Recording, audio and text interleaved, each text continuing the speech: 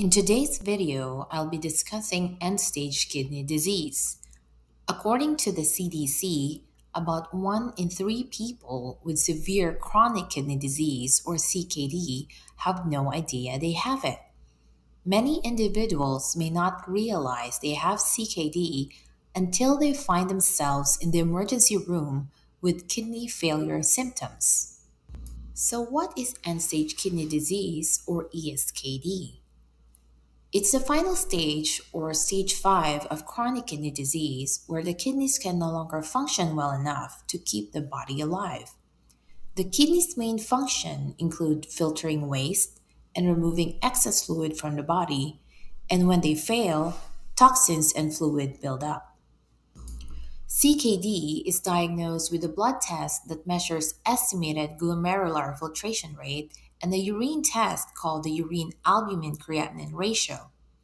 People with ESKD have an estimated GFR of less than 15 for at least 3 months, and doctors may need to order repeat or additional tests to confirm the diagnosis. Symptoms of kidney failure can range from nausea, vomiting, loss of appetite, fatigue, weakness, high blood pressure, chest pain, shortness of breath, and swelling in the feet and ankles. The leading causes of ESKD are diabetes and high blood pressure, making up 47% and 29% of new cases in 2019. Other conditions include, but not limited to, IgA nephropathy, lupus nephritis, and polycystic kidney disease. Complications of kidney failure are anemia, metabolic acidosis, hyperkalemia, and mineral bone disorder. It can also increase the risk of heart disease and stroke.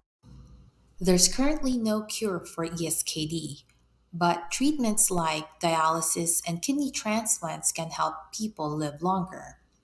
Dialysis helps by filtering waste and extra fluid from the body, while a kidney transplant is a surgical procedure which involves placing a functioning kidney from a donor into the patient.